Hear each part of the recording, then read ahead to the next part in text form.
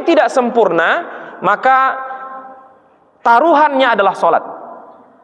Ya, bayangkan Pak, kita sholat 20 tahun, 30 tahun, bahkan yang ada 60 tahun, gara-gara basuhan wudu tidak sempurna, maka sholatnya tidak diterima oleh Allah Subhanahu Wa Taala. Dan ingatkan kepada keluarga kita, anak-anak kita, dan ini saya sering ingatkan kepada anak yang ingin mengadakan walimatul urus. Ya, jangan gara-gara makeup yang tebal, wudunya tidak sampai. Itu bahaya. Ya.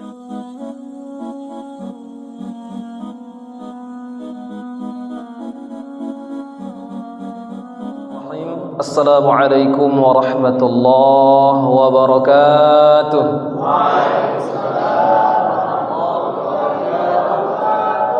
Alhamdulillahi wa kafa, wa salatan wa salaman ala nabiyil mustafa wa ala alihi wa ashabihi ahli tuqa wal wafa. Ashhadu an la ilaha illallah wahdahu la sharika lah, wa ashhadu anna sayyidana Muhammadan abduhu wa rasuluhu alladzi la nabiyya ba'dah. Allahumma fasalli wa sallim wa barik ala sayyidina Muhammad wa ala alihi wa ashabihi wa man tabi'ahum bi ihsanin ila yaumil qiyamati thumma amma ba'd. Bapak hadirin jamaah yang dimuliakan Allah Subhanahu wa taala, wabil khusus kepada asatiz, ya, ustazuna, ya, muallimuna Ustaz Rusli Ustaz Muhammad Rusli, ya, Al-Hajj, yang dimuliakan Allah Subhanahu wa taala, kemudian orang-orang tua kami, hadirin jamaah Masjid Hidayatul Ansar yang dimuliakan Allah Subhanahu wa taala.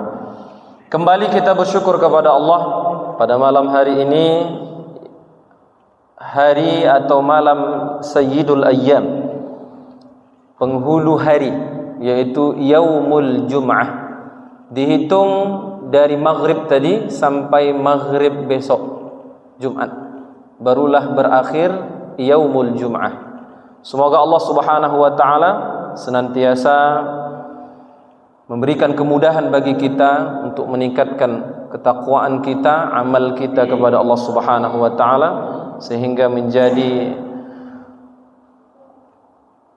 penghalang kita dari api nerakanya Allah Subhanahu wa taala. Amin ya rabbal alamin. Salawat dan salam kita haturkan kepada baginda Nabi besar Muhammad sallallahu alaihi wasallam dengan ucapan Allahumma salli wa sallim wa barik ala sayyidina Muhammad wa ala alihi wa ashabihi ajma'in. Semoga dengan kita memperbanyak salawat kepada beliau dan terus berupaya untuk menjalankan sunnah-sunnahnya dalam kehidupan kita, mudah-mudahan dengan izin Allah Subhanahu wa taala kita mendapatkan syafaat beliau di yaumil ma'asar kelak. Amin ya rabbal alamin. Bapak Ibu, Bapak hadirin jamaah yang dimuliakan Allah Subhanahu wa taala, kajian kita pada malam hari ini adalah mengenai kajian yang mungkin sudah pernah dibahas, ya. Karena sudah banyak kita mendengar, baik kepada ustadz-ustadz yang lain ataupun ustadz yang ada di masjid kita ini, atau ustadz-ustadz yang sudah menyampaikan kepada kita. Ini dalam rangka tawasau bil haq wa tawasau bis sabar.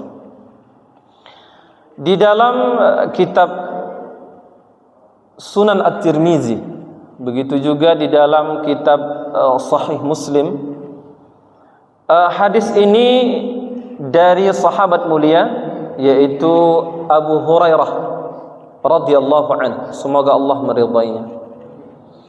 Nama asli daripada Abu Hurairah adalah Abdurrahman ibn Sakhar al-Duwasi. Itu nama asli beliau. Dulu sebelum beliau masuk Islam, namanya adalah Abdus Syams, ya. Makanya di dalam Islam itu, kalau ada orang yang masuk ke dalam agama Islam, kalau namanya membuat doa tak baik baginya, maka wajib diganti. Tapi kalau tidak, maka fala ba'sa bih, maka tak mengapa, ya.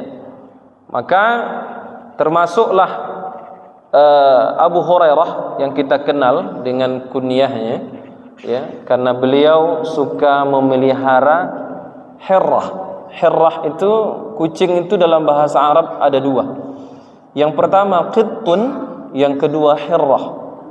Kalau qittun itu kucing jantan, ya. Kalau hirrah itu kucing betina. Bayangkan kalau kucing betina itu apa yang banyaknya, Pak?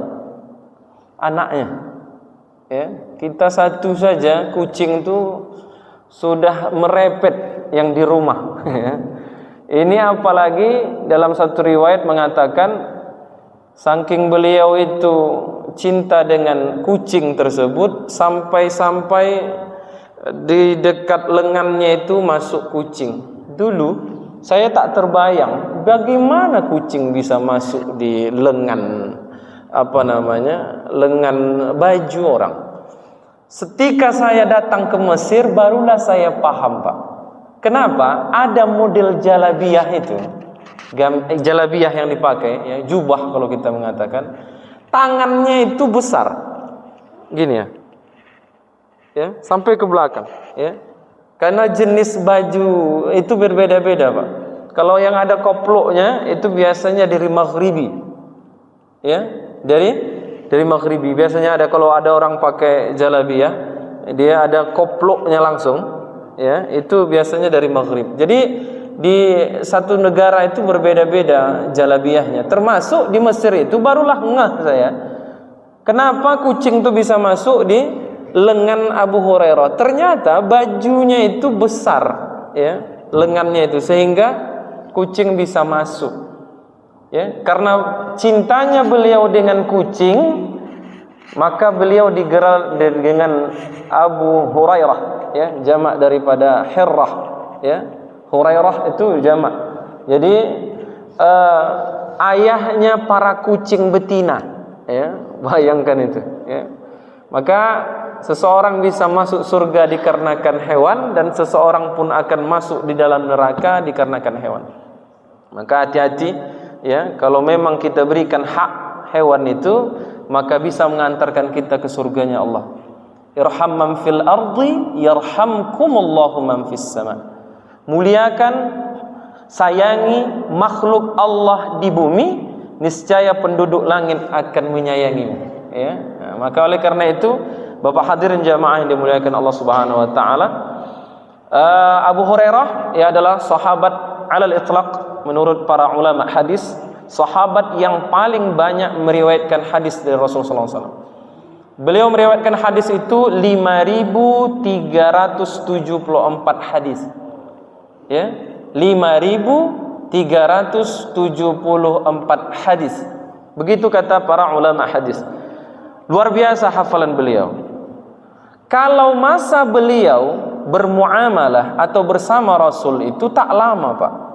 Abu Hurairah itu masuk Islam itu belakangan sekali.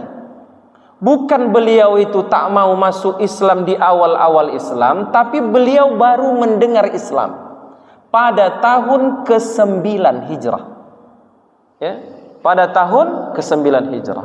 Rasul wafat yaitu pada tahun ke-11 Hijrah.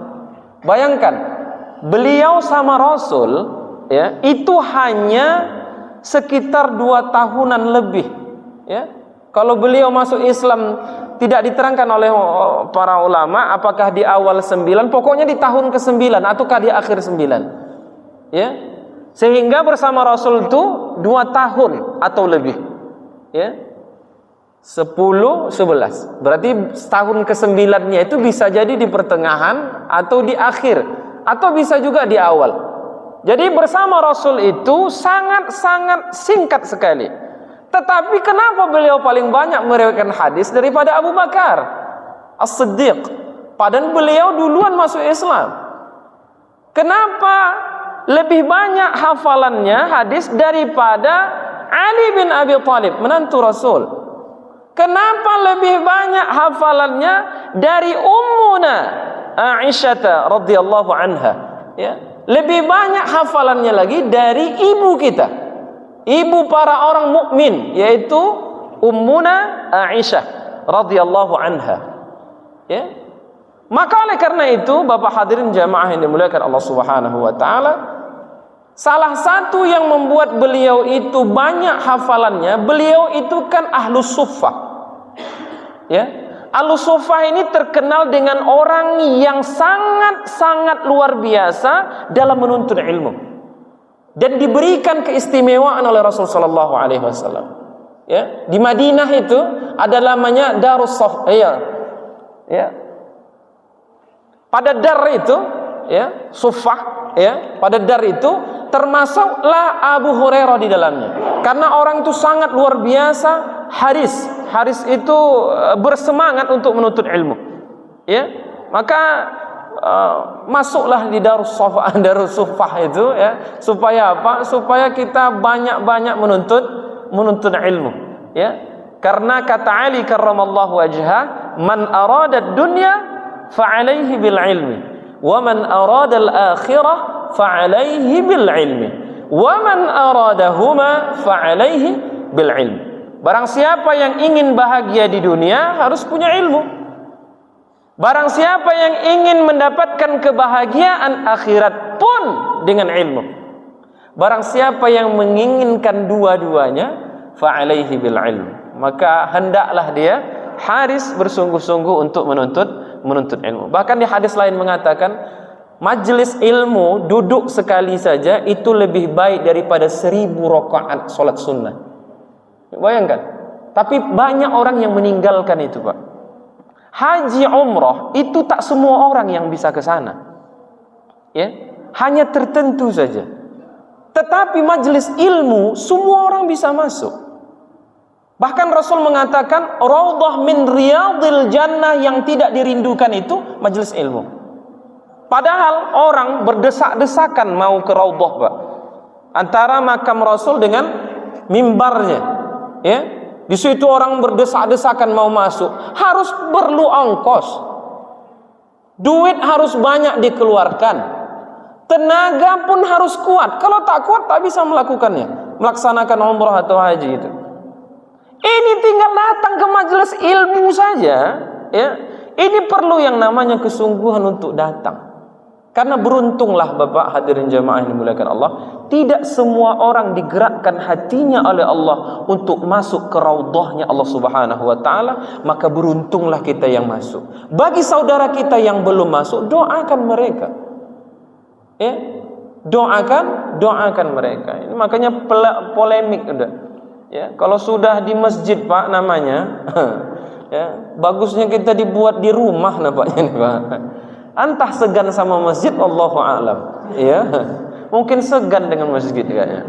Aduh, udah lama saya tak masuk, segan saya. Ya, maka tak kemari. Tapi ala kulli hal, ya, mungkin ada kesibukan dan sebagainya. Semoga dimudahkan oleh Allah Subhanahu Wa Taala. Amin.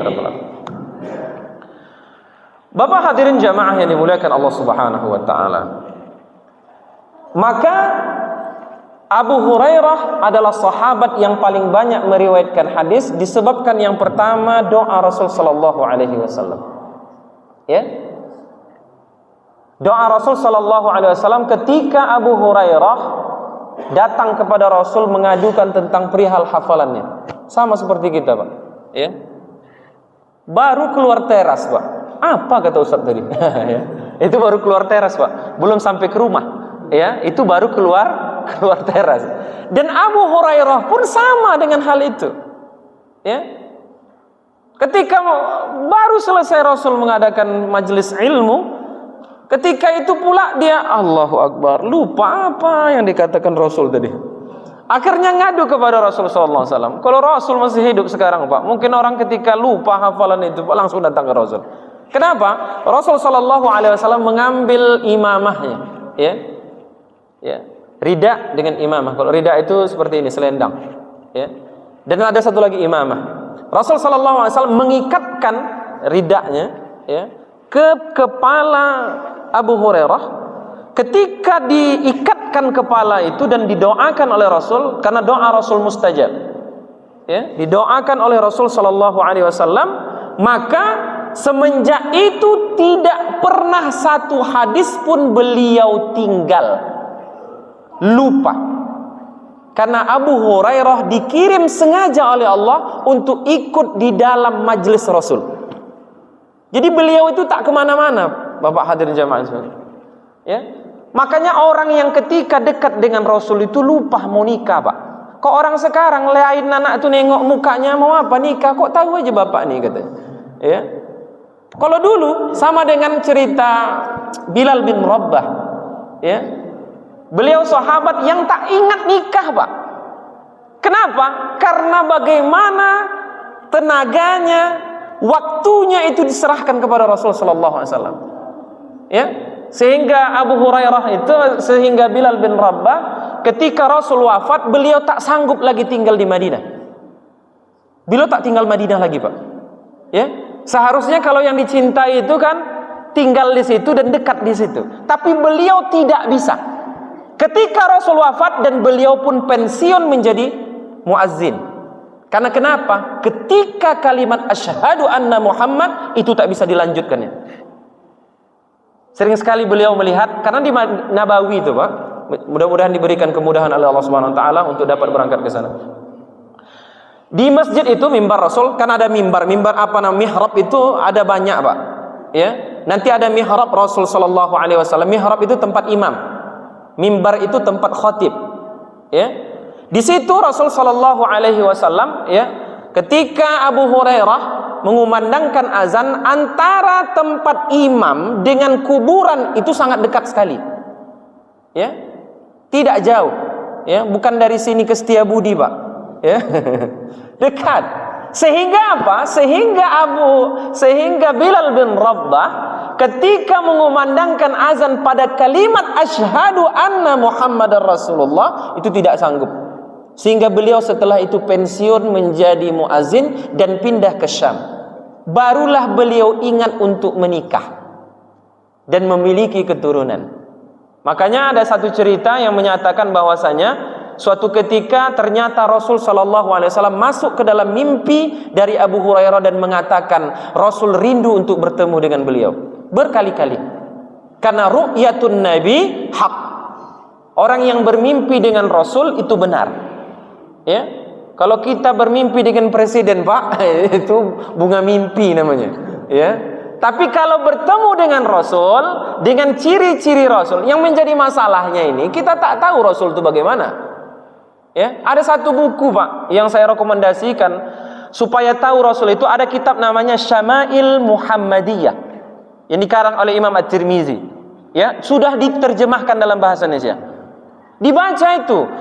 Rasul itu tingginya gimana, rambutnya sepanjang apa, kulit Rasul itu bagaimana, warna apa favorit Rasul, kemudian makanan apa yang paling Rasul sukai, bagaimana Rasul menyuap makanan. Di buku itu ada, Pak. Ya, jangan-jangan ini nanti saya tadi malam mimpi jumpa Rasul saya katanya. Ya, gimana ciri-cirinya? Entah, pokoknya Rasul lah itu. Tak bisa. Ya, tak mungkin orang yang bertemu dengan Rasul itu menyatakan itu Rasul. Ya, jangan-jangan Lia Eden pula masuk, Pak. Ya, yang mengaku sebagai nabi, ya, Rasul penutup. Ya, nauzubillah min zalik. Maka kalau tidak kita mengetahui bagaimana Rasul itu, dan kita tak tahu bagaimana Rasul itu nanti datang ke dalam mimpi. Bisa jadi nanti cahaya putih dia datang, tiba-tiba dia mengatakan dia nabi. Tak bisa juga. Ya. Tapi beda dengan Bilal bin Rabah, sangat luar biasa. Ketika itu sudah lama tahunan tak balik-balik ke Madinah. Setelah itu barulah Bilal bin Rabah mengunjungi Rasul sallallahu alaihi wasallam. Dan satu sahabat mengatakan, "Wahai Bilal, kami sudah lama rindu dengan suaramu." "Wahai Bilal," kata para sahabat yang lain. Maka Bilal pun memberanikan dirilah untuk naik. Kalau dulu namanya suth, ya, suth itu tempat tinggi, Pak. Ya. Supaya apa? Supaya suaranya, ya, suaranya sampai, ya, di dekat-dekat apa namanya. Makanya di sekitaran Madinah itu tempat penjualan itu tak jauh, ya. Karena kenapa? Karena pasar itu banyak orang. Makanya bukan dulu saja, sekarang pun seperti itu. Makanya coba lihat, Pak, di Mekah dengan Madinah, itu masjid itu pasti dekat dengan pasar. Supaya apa? Supaya suasana masjid itu berada pada pasar. Karena kata Rasulullah SAW, tempat yang paling tidak disukai itu adalah pasar. Dan tempat yang paling bagus itu adalah masjid. Bukan artinya Bapak tak boleh ke pasar. Ya, nanti pas pagi, biasanya hari Minggu, Pak, bawalah dulu ke pasar. Tidaklah, tempat yang paling tak baik, kata Ustaz itu tadi, katanya. Jangan, Pak. Ya, maksudnya di sini apa? Kalau di pasar kan banyak penipuan, Pak. Artinya apa? Ini baju ini sudah bagus dia, ya. Ada robeknya sedikit, biasanya ditutupi. Ya. Periksalah sendiri, katanya, ya. Pas sudah datang ke rumah, tengok robek rupanya. Pas mau dikembalikan, barang yang sudah dibeli tidak bisa dikembalikan. Ini sering, Pak. Ya, ini biasa di market-market, ya. Ya. Kecuali di pasar-pasar tradisional, itu berbeda. Ya. Kemana cerita kita tadi, Pak? Ya. Bapak hadirin jamaah yang dimuliakan Allah Subhanahu wa taala, ketika Bilal tadi muazzin azan, sama halnya, Pak. Ternyata ketika kalimat asyhadu anna Muhammad tidak sanggup untuk meneruskan. Saking rindunya dengan Rasul sallallahu alaihi wasallam. Dan bahkan orang di sekitar pasar ketika itu mengatakan, Rasul hidup kembali, Rasul hidup kembali. Karena kenapa? Karena muazzin Rasul itu yaitu Bilal. Ya, muazzin Rasul itu Bilal. Karena muazzin itu ada dua, Pak. Ya, Bilal bin Rabah dengan Abdullah bin Ummi Maktum. Ya, spesialnya, Pak, Abdullah bin Ummi Maktum khusus untuk azan subuh. Ya, khusus azan subuh. Bayangkan, Abdullah bin Ummi Maktum, orang yang diberikan spesial oleh Allah Subhanahu wa taala dengan tidak melihat, ya, dengan tidak dapat melihat. Bayangkan, Pak, orang tak tahu. Kalau kita kan jelas melek mata ini nampak, Pak, oh waktu subuh udah masuk. Tapi kalau Abdullah bin Ummi Maktum tidak. Dia tahu, oh ini subuh udah. Ya. Sehingga kata Rasulullah SAW, ya, pada perkara puasa, ya, ketika azan subuh yang pertama, kalau kita di di sini udah di Serdang, Ustaz? Oh, belum, masih Medan, ya. Ya. Iya. Oh, di Serdang, ya. Ya. Biasanya di masjid-masjid Muhammadiyah itu 2 kali azan. Ya, azan pertamanya itu Bilal bin Rabah. Dan azan kedua itu Abdullah bin Ummi Maktum. Maka ketika perkara puasa, ketika, ya, kata Rasulullah SAW, ketika kedengaran Abdullah bin Ummi Maktum pada salat subuh, maka berhentikan makanan. Menunjukkan apa? Menunjukkan waktu subuh sudah masuk. Ini jadi masalah nanti, Pak. Ya, udah Ustaz tanggung sepiring. Pas Allahu Akbar kata muazzin di masjid, belum la ilaha illallah, katanya. Jangan, ya. Yang dimaksud itu yang sudah masuk di dalam makanan itu, yang sudah masuk kerongkongan, jangan dikeluarkan lagi. Tapi kok masih ada di mulut, maka muntahkan dia. Ya, jangan pula didorong pakai air, Pak. Ya, tanggung, katanya, langsung masuk air. Ya, maka puasanya batal. Hati-hati, Pak, ya. Ini perlu yang namanya mengingatkan kembali. Bapak hadirin jamaah yang dimuliakan Allah Subhanahu wa taala. Ya, ini kita belum masuk ke dalam kajian kita, Pak. Udah nengok-nengok jam, Pak. Lama kali lah, Ustaz. Ya. Hadis yang akan disampaikan oleh Abu Hurairah tadi ini gara-gara Abu Hurairah lah ini, Pak. Ya. Kajian jadi panjang. Itu namanya tarjamah atau biografi. Ya. Biografi atau status atau biodata, ya. Biodata dari Abu Hurairah, ya, atau Abdurrahman ibn Sakhr ad-Duwasi. Apa hadis yang ingin disampaikan? Ini hadisnya sangat familiar dan dapat kita amalkan di dalam kehidupan kita sehari-hari. Rasul sallallahu alaihi wasallam mengatakan pada para sahabat, kebiasaan Rasul itu sering mengadakan majelis ta'lim, ya. Namun majelis ta'limnya tidak di atas salat Isya. Ya, tidak di atas salat Isya. Ya, kenapa? Kalau dilihat sholat isya Pak, itu sisa-sisa Pak. Kalau kita dibuat waktu subuh, tidur semua Pak. Berbahaya, ya. Karena waktu majelis ilmu itu yang paling bagus itu waktu subuh. Karena kenapa? Karena pikiran kita belum ada yang lain, ya. Ketika itu majelis subuh. Dan begitu juga menambah hafalan itu paling baik di waktu subuh. Jadi Rasul sallallahu alaihi wasallam biasa kepada para sahabat, maka Rasul mengatakan, "Ala adullukum ala ma yamhullahu bihil khataya wa yarfa'u bihid darajat." Wahai para sahabatku, maukah aku ajarkan sebuah amalan yang dapat menghapuskan dosa-dosa kalian dan menaikkan derajat kalian di sisi Allah? Maka para sahabat qalu bala ya Rasulullah. Tentu ya Rasul. Kami menginginkan. Bayangkan Bapak hadirin jamaah yang dimuliakan Allah Subhanahu wa taala. Sahabat saja yang dekat dengan Rasul, berjumpa dengan Rasul, ketika Rasul berbicara mereka tahu betul, ya. Kalau tentang akhirat luar biasa mereka mendalami. Itu pun ingin dosa mereka digugurkan oleh Allah dan dinaikkan derajatnya di sisi Allah Subhanahu wa taala. Apalagi kita jauh dari Rasul sallallahu alaihi wasallam. 1444 Hijrah. Ya. Bayangkan, jauh sekali. Kita lebih luar biasa lagi kepada hadis ini. Apa itu? Ya. Ada 3 yang dikatakan Rasul sallallahu alaihi wasallam yang dapat menggugurkan dosa. Tidak ada kebahagiaan kita, Pak, di dunia maupun di akhirat kecuali dosa kita diampuni oleh Allah Subhanahu wa taala. Maka kita lihat orang-orang yang buta itu, menurut kita di dunia, mereka lah orang yang tidak memiliki kesempurnaan. Namun mereka lah yang orang paling beruntung nanti di akhirat. Ya, beruntung dia di akhirat karena dosa yang paling banyak Pak Mata. Paling banyak. Ya, paling banyak. Makanya para hufaz itu Pak, itu cepat nikahnya. Kenapa? Takut hafalannya rusak. Karena pandangan. Ya. Pandangan, ya, walaupun ada hadis mengatakan pandangan pertama laka, yang kedua alaik, tapi jangan pula dibukakan mata itu Pak. Oh ini pandangan pertama nih langsung. Ini biasa diangkut banyak ini Pak. Ya, kata Ustaz tuh pandangan pertama sedekah katanya. Habis itu tak dia apanya Pak, gininya matanya Pak. Ya, kalau dikedip kan ada pandangan kedua katanya. Ya, bukan maksudnya seperti itu. Yang tak sengaja itu lak, ya, hadiah. Ya, tapi yang kedua alaik, kecelakaan. Itulah dosa yang luar biasa. Ini amalan untuk menghilangkan itu Pak. Apa itu? Yang pertama, isbaghul wudu'i 'alal makarih. Menyempurnakan basuhan wudu.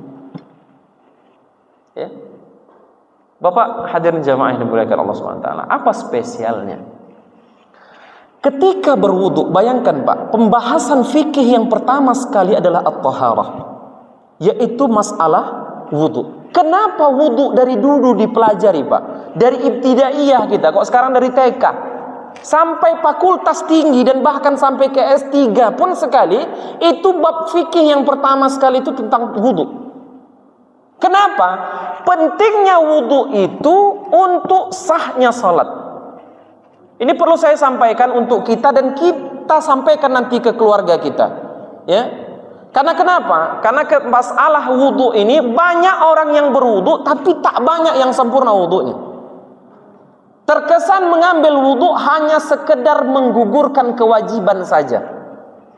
Ya, makanya saya yakin di sini ada pengajian fikih, ya. Ketika basuhan kepala itu betul-betul, ya. Untunglah kita ini model jenggotnya tak terlalu ramai. Ya, kalau orang Arab tuh Pak begini Pak, sehingga wajib dimasukkan sela-sela jari-jarinya itu. Yang paling banyak orang ketika membasuh, yang pertama adalah basuhan siku. Ini paling banyak Pak, tak sempurna. Ya, gini aja Pak. Apalagi kalau imam tuh sudah takbir pertama Pak, belum pula wudhu di rumah. Ini bahaya ini. Ya. Takbir pertama imam sudah, habis itu dia belum berwudu di rumah. Itu wudunya kilat biasanya, Pak. Ya. Seperti ini, mohon maaf. Ini tak akan kena itu. Maka perlu tangan untuk meratakannya. Ya. perlu tangan untuk meratakannya. Maka ingatkan kepada anak-anak kita, Bapak Ibu hadirin jamaah yang dimuliakan Allah SWT. Sampai sebaiknya dari atas ke bawah. Tapi tak mengapa pula dari atas dari bawah. Dari mana atas mana bawah nih, Pak? Ya. Pokoknya dari ujung jari ke siku itu lebih baik. Tapi tidak menyalahi kalau ada orang yang dari siku ke ujung jari. Sebaiknya kalau dipilih mana yang lebih afdal, dari ujung ke siku, karena begitu di dalam Al-Qur'an, ya. Faghsilu wujuhakum wa aydiyakum ilal marafiq. Aydiyakum itu ujung jari, Pak, sampai ke marafiq. Marafiq itu siku. Ya.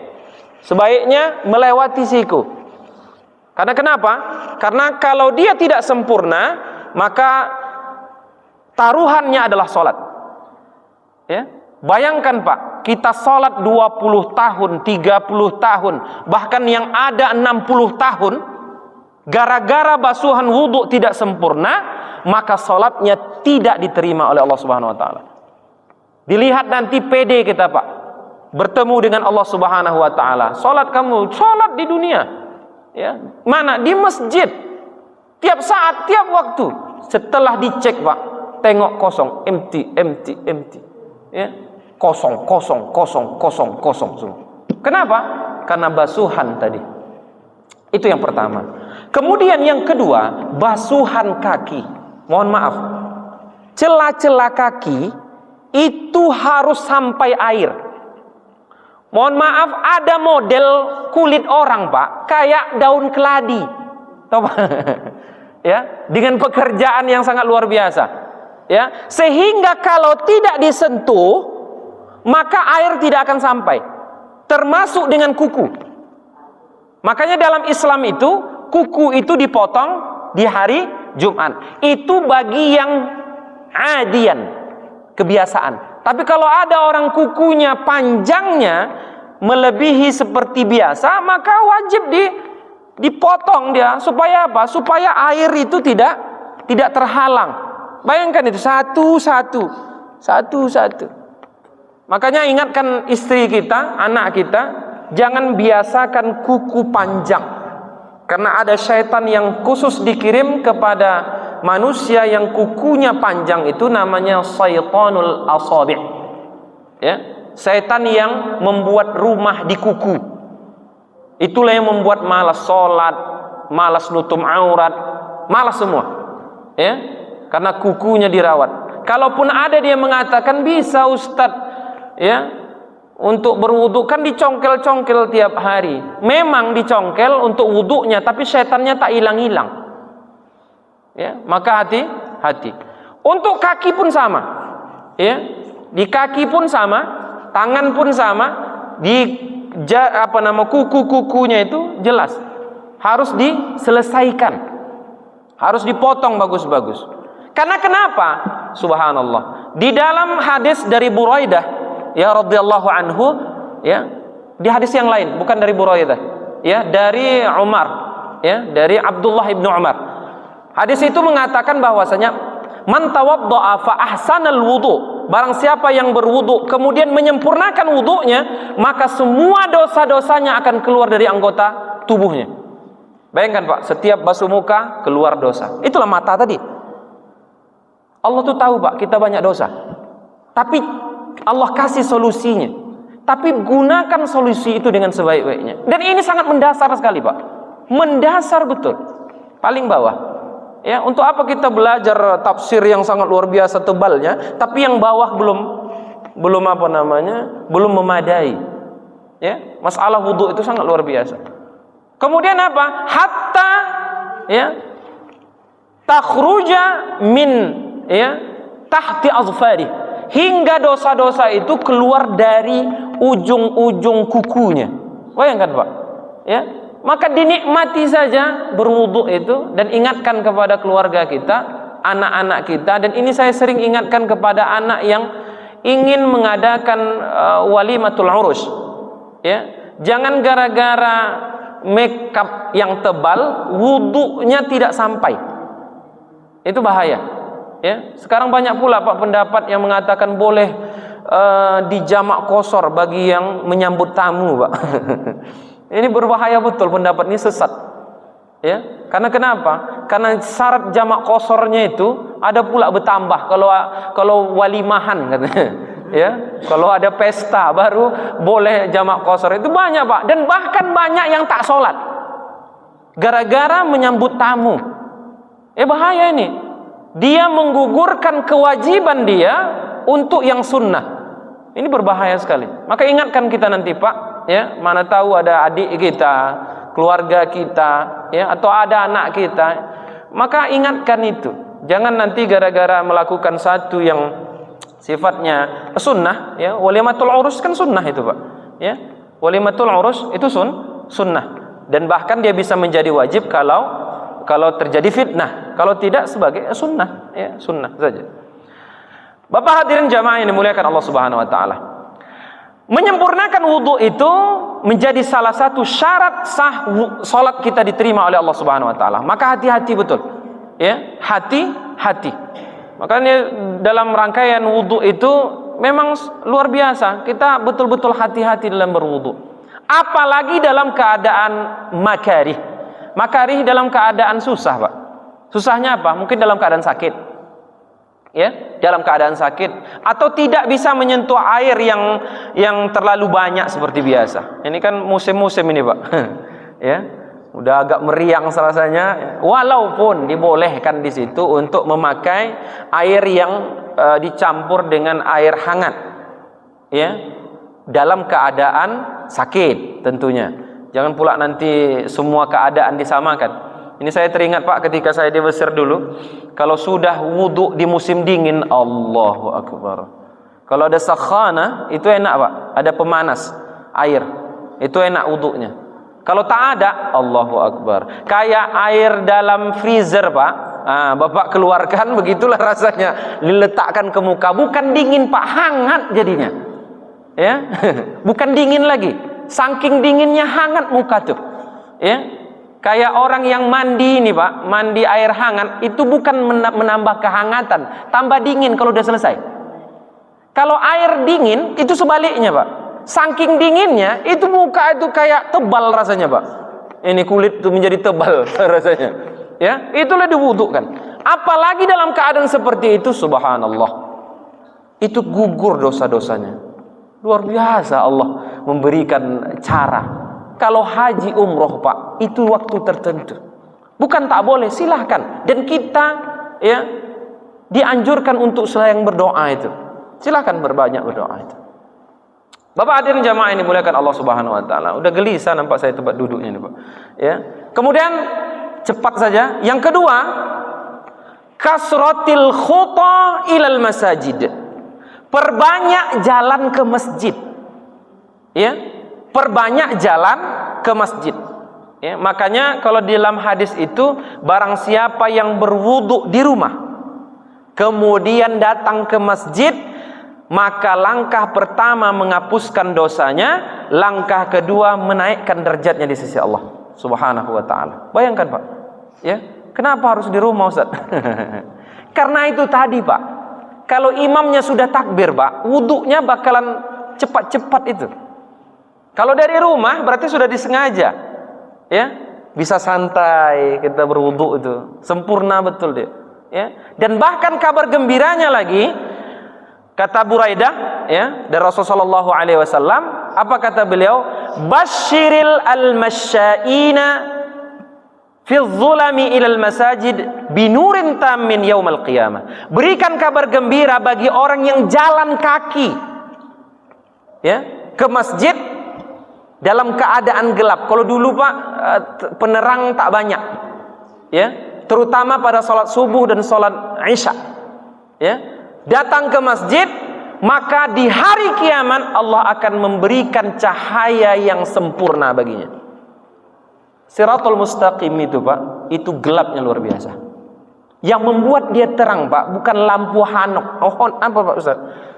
Bukan lampu Philip, Pak. Tak ada gunanya lagi. Jangan pula nanti disakukan pula nanti ini dihidupkan nanti, ya, di Siratul Mustaqim nanti biar hidup dia. Ya, tak bisa. Yang membuat dia itu bercahaya itulah, Pak, kita jalan ke masjid itu. Ya, jalan ke masjid. Jangan jadi baik dulu baru jalan kemari. Sampai kapanpun tak datang. Karena belum baik, itulah kita datang kemari. Ya, karena belum baik, itulah kita datang ke masjid. Terus jalan ke masjid, terus jalan ke masjid. Jadi apa mesti kami Ustadz pindah ke Setiabudi semua? Nah, penting Pak, tak perlu. Ya, supaya lebih panjang jalannya. Jangan pula nanti salah pemahaman hadis ini Pak. Semakin panjang jalannya, semakin banyak pahalanya. Datang yang di Renata, di Renata nih Ustaz. Iya, tahap 7 nih ya. Iya. Salat maghribnya ke masjid raya. Ya. Sampai ke sana Pak, sudah habis salat Isya. Ya, jangan pula gara-gara itu. Ada satu sahabat, Pak, datang kepada Rasul, meminta izin, ya Rasulullah, izinkan saya izinkan saya pindah rumah dekat masjid. Maka kata Rasulullah SAW, jangan. Karena Rasul itu sangat luar biasa. Allah berikan kelebihan mengetahui apa yang permasalahan pada orang yang bertanya. Ya. Sehingga apa? Karena Rasul tahu persis orang yang seperti ini mau jauh mau dekat pasti datang. Ini yang dekat saja pun payah datang Pak. Ya. Yang dekat saja payah datang. Ya. Ini sangat luar biasa. Kenapa? Karena itu adalah pilihan Allah. Ke masjid itu bukan perkara jauh atau dekat, sehat atau tak sehat, sempat atau tak sempat. Perkaranya adalah gerak hati oleh Allah Subhanahu wa taala. Maka kita mengkoreksi kepada diri kita sendiri, kita masing-masing. Kenapa selama ini susah kali mau ke masjid? Ya Allah, lembutkanlah hati, mudahkan langkahku untuk ke masjid. Bagi yang sudah terbiasa, doakan orang yang tak terbiasa. Ya, sehingga dalam kehidupan kita ini saling mendoakan. Karena doa zahrul ghaib itu Pak, itu mustajab. Tak kenal kita, mana kenal kita semua orang di sini. Ya, tahu saja pernah dapat, tapi tak tahu namanya. Ya, Pak, ya. Tapi kita doakan mereka. Ya, kan sering kan doa kita, Allah maghfiril muslimina wal muslimah, itu zahrul ghaib itu Pak. Ya, yang di di Aceh Tamiang kemarin dapat, ya Pak. Ya, baru diberikan ujian oleh Allah Subhanahu wa taala. Ya, semua umat Islam. Maka perbanyak jalan Pak. Itulah yang membuat terangnya jalan kita di Shiratal Mustaqim. Perbanyak jalan kita, maka semakin teranglah jalan kita menuju Shiratal Mustaqim itu dan mendapatkan fauzan 'azimah, kegembiraan yang sangat luar biasa. Penutup terakhir, cara Allah Subhanahu wa taala untuk dapat menggugurkan dosa-dosa kita yang terakhir adalah intizarus shalah ba'da shalah. Nunggu waktu salat. Minimal salat maghrib ke isya. Minimal. Ya. Tak dapat kita tiap hari, minimal. Karena kenapa? Karena kadang ada ucapan yang terkadang keluar dari mulut tuh mungkin tak sengaja tapi bisa menjadi doa dan bisa menjadi gambaran apa yang dalam hati. Allah, baru zuhur dah masuk asar. Ya, harusnya bagaimana? Subuh baru dilaksanakan udah rindu dengan zuhur. Zuhur baru dilaksanakan rindu dengan asar. Asar barusan dilaksanakan sudah rindu dengan maghrib. Bukan ucapan yang ketika keluar itu adalah Allah, baru maghrib udah isya. Cepat kali, ya. Ini baru zuhur, alam asar pula masuk. Ya, nanggung nih kerja. Maka al-intizarus shalah ba'da shalah, menunggu waktu salat kepada waktu salat itu termasuk hitungan guguran dosa-dosa kita oleh Allah Subhanahu wa taala. Maka hadis ini ditutup dengan fadzalikumur ribat, fadzalikumur ribat, fadzalikumur ribat. Demikian itu adalah merupakan jihad fisabilillah. Bayangkan Pak, kita tak perlu menaikkan atau memegang senjata tajam untuk berperang di jalan Allah. Cuman cukup 3 ini saja dijaga. Pertama, sempurnakan wudhu kita. Kedua, makmurkan masjid, langkahkan kaki ke masjid. Kemudian yang ketiga, senantiasa rindu dengan waktu sholat. Mudah-mudahan ini dapat bermanfaat bagi kita. Mohon maaf, mungkin terlalu panjang tausiah kayak pada hari ini, sehingga ya semuanya mengarah ke jam, Pak. Ya, mudah-mudahan diberikan kemudahan oleh Allah Subhanahu wa taala dan Allah senantiasa memudahkan, melancarkan dan melembutkan hati kita untuk melakukan ketaatan kepadanya. Mungkin itu saja yang dapat saya sampaikan. Billahi taufiq wal hidayah. Assalamualaikum warahmatullahi wabarakatuh.